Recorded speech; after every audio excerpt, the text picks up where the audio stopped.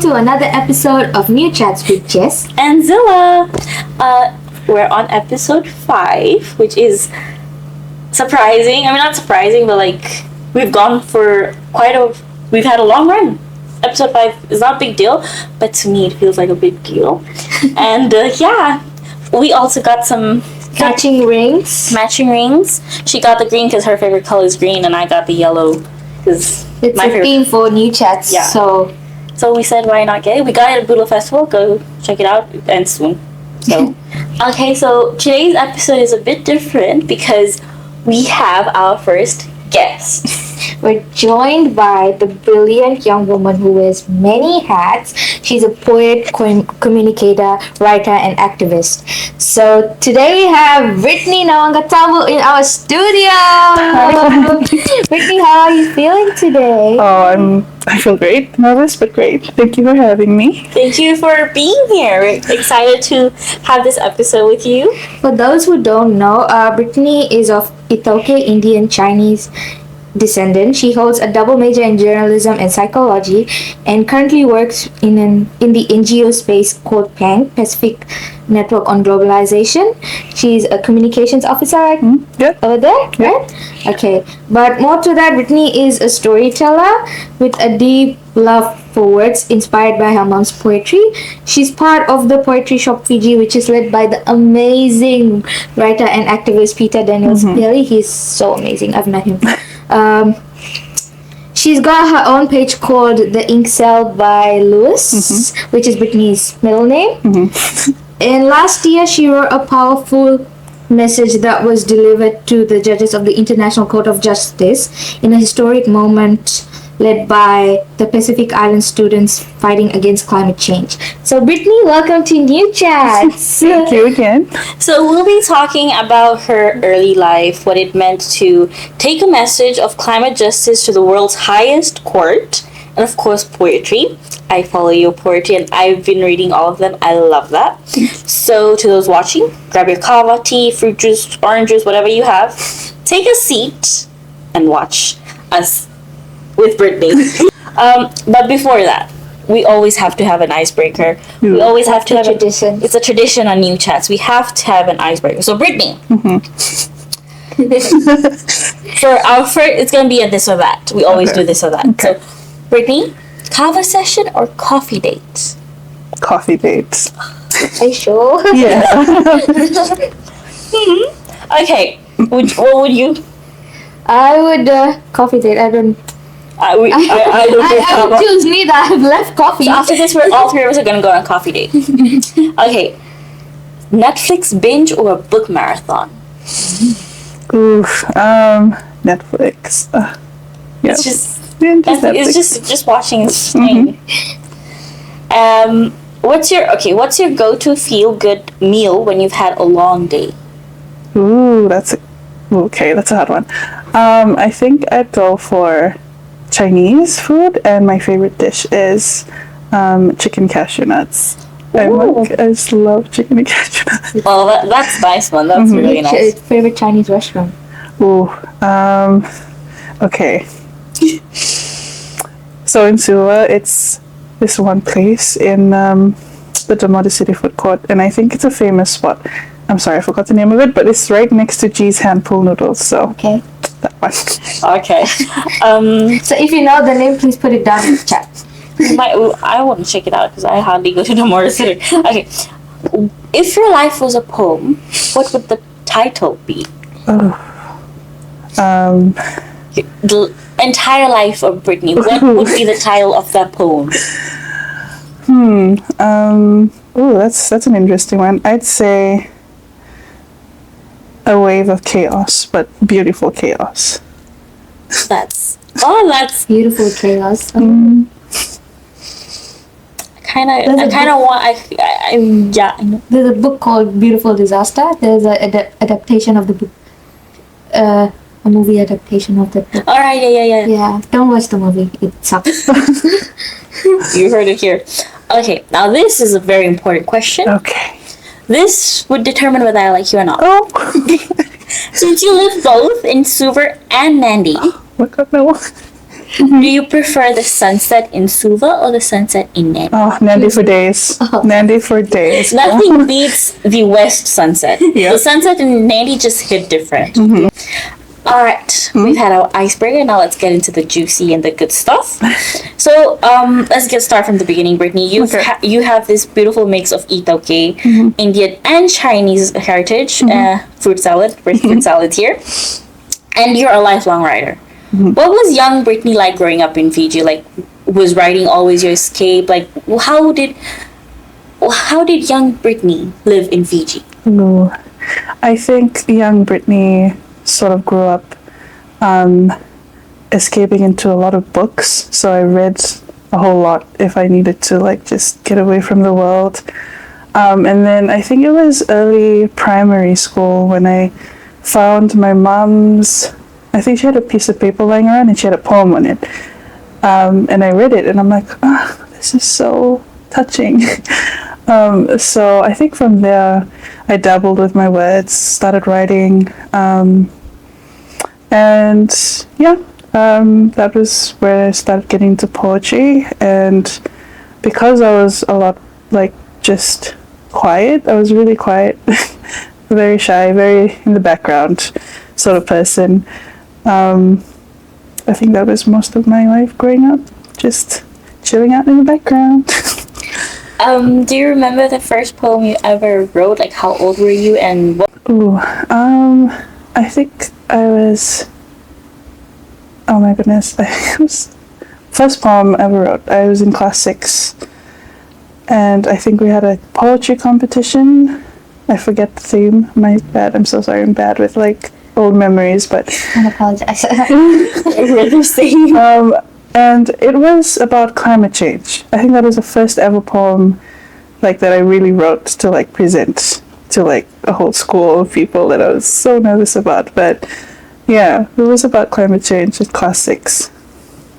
Oh, that's lovely. So poetry has always been your escape. Okay. Yeah.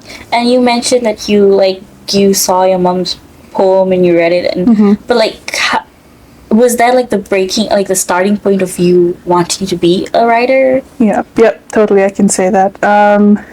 So reading her poem, she writes with a lot of emotion, with a lot of passion, and she rarely writes. She writes when she's charged with a lot of emotions, and she writes from experiences. So, just having to, like, know the story already, everything that's been going on, and she puts that on paper, I can relate to it more.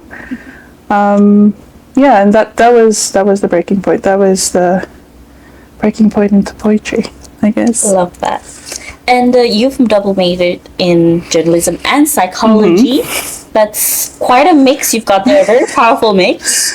How did that, like, why did you pick those two combination? Like, there's two different things, journalism and psychology. Like, what made you choose those two? It's a crazy story. It's a crazy funny story, actually. So I'll start with the psychology part. So I was just so into Sherlock Holmes, and I was like, okay, I want to know how people think. I want to be able to, like, solve mysteries, but really know why they did what they did, or why they behaved the way they did. So I think that was my entry into, like, the psychology space. And then growing up, there was a lot of Nancy Drew, so there's a lot of, like... I love Nancy Drew. We all had a Nancy Drew face. Yeah. And then the journalism started because I used to, like, in spare time, if I'm not reading when I was growing up, I was just watching TV. And if it's not Get Set, it's it's the news. And I was sort of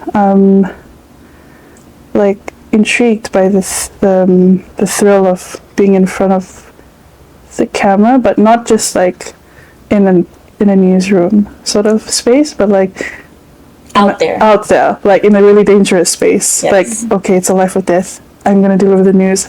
This has to get to the world, sort of thing.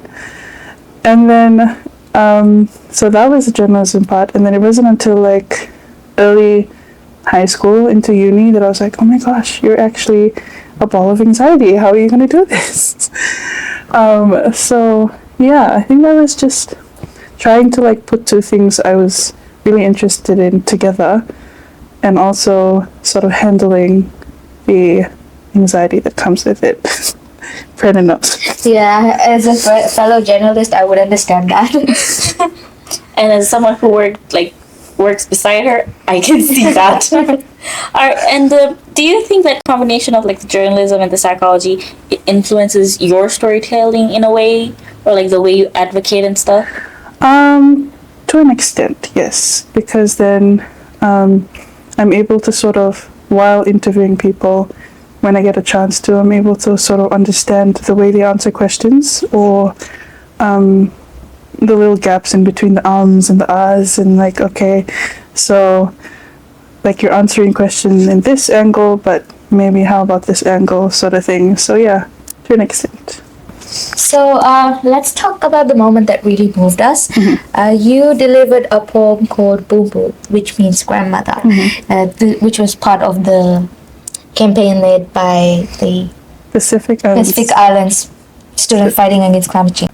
For those of you who don't know, a youth-led organization, which is called Pacific Island Students Fighting Climate Change, began in March 2019 when 27 USP students from Vanuatu, they came together and they formed this NGO to persuade the leaders of the Pacific Island Forum to take the issue of climate change and human rights to the International Court of Justice.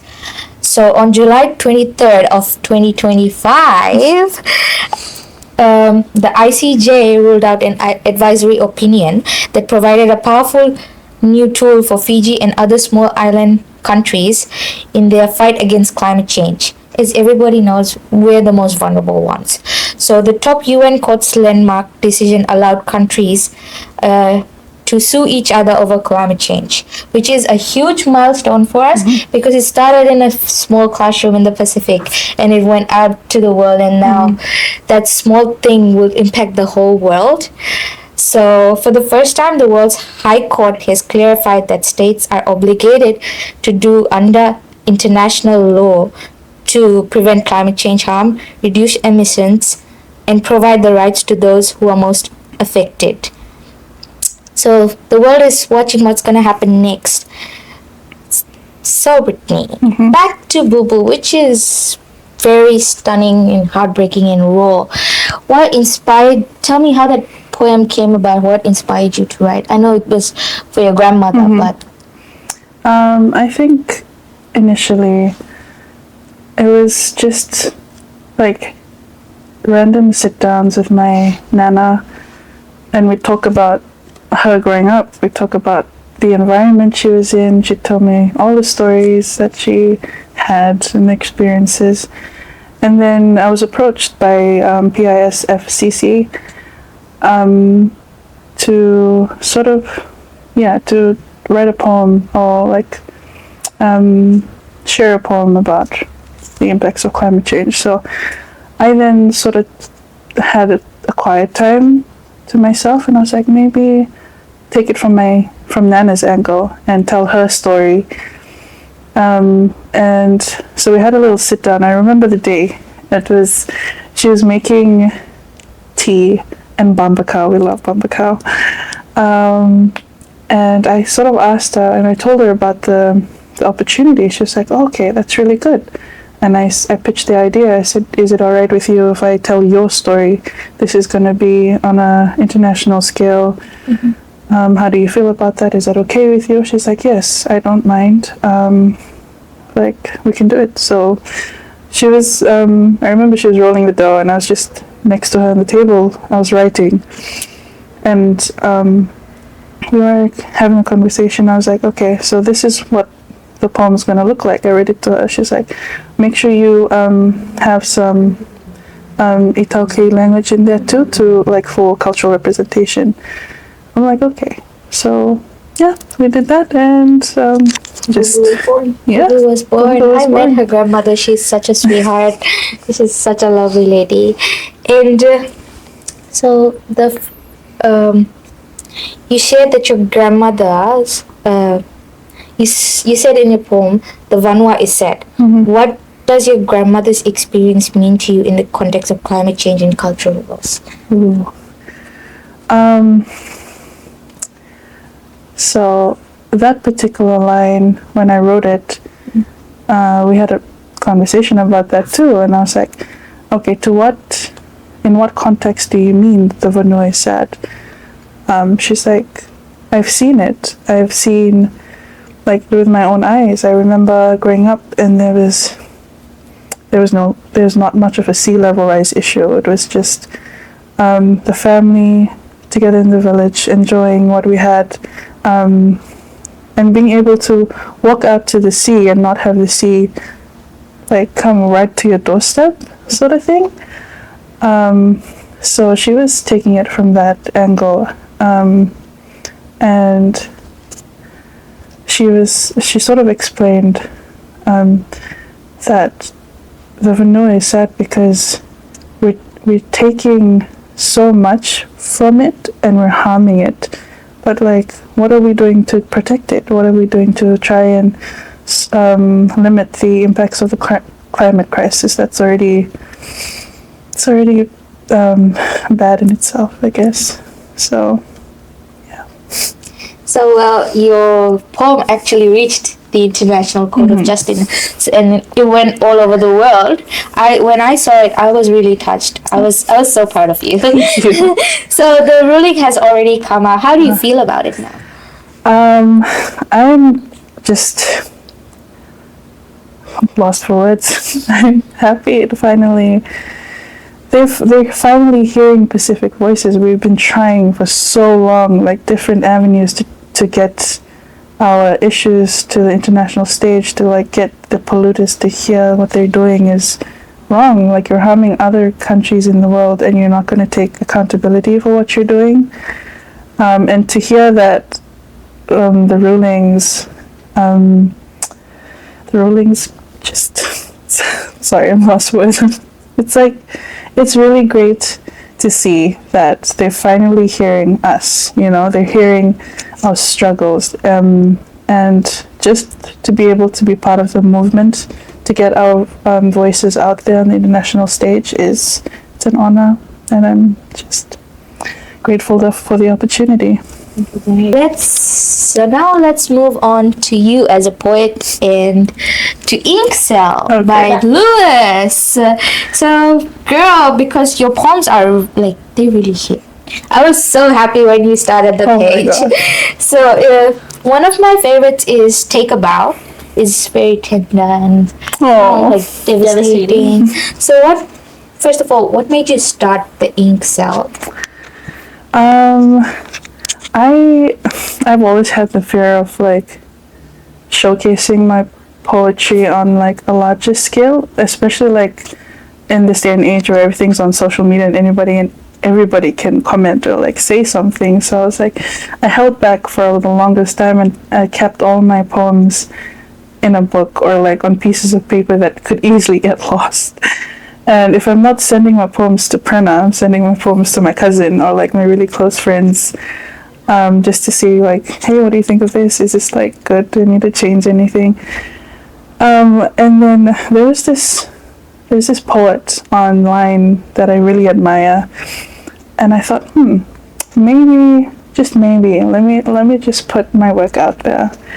And earlier this month, I believe July, earlier this month, I was like, okay, I'm gonna do it, and I just did it. Oh my gosh! And I'm so glad you did. I love your work. Thank you. So what goes through your head? Is like, do you have a vulnerable moment? Like, is there a specific time when you write the poems? Oh, it just comes. It's just like comes. randomly. Yeah, I wrote a poem when I was out at a team bonding activity with my workmates, and everybody was at the beach, and I was just sitting looking at the ocean, and I had my book in my pen. I was like, yay, lucky I brought it. And that one was called An Ode to the Man of the Sea and Melanin. I haven't released that one yet, but that's a little sneak peek, guys. You heard it. Heard it from her. Yeah, so it just comes. And poetry isn't always seen as activism, but yours is. So like, how do you see poetry as a form of resistance or like healing? To be able to see an issue like climate change, and I've written about climate change, I've written about nuclear justice, and I remember Prerna helped me out with that one with graphics, and we had that shared on social media. It's just like understanding the depth of what the issue is and how it impacts the people that have been through it, and being able to not misrepresent their message. I think that's something I've always tried to keep in mind when I'm writing, is if I'm writing on behalf of someone else or telling someone else's story, that it needs to be accurate. I'm not changing anything. I'm not, it has to be raw, like in that sense. So as a form of activism, I see it as just a way that people can relate. If it's not dance, if it's not theater, it's through words, it's poetry, and it's, if you're saying it in spoken word, it's the way you present it that really reaches the audience. So Yeah, words matter no matter in whatever form. Words do matter. That's very important. They're very powerful. Words are powerful. Now, Brittany, looking ahead, what do you like? What's next for you? More poetry? Are you gonna be like doing a postgrad, mainstream media, or all of them? I'm leaning towards postgrad and mainstream media, and I'm really grateful for the opportunity to be able in the space, to be able to be in the space I'm in right now, in the NGO space, because I learned so much, and just really grateful to be able to understand the regional issues that not many people know of, and how they affect different Pacific islands.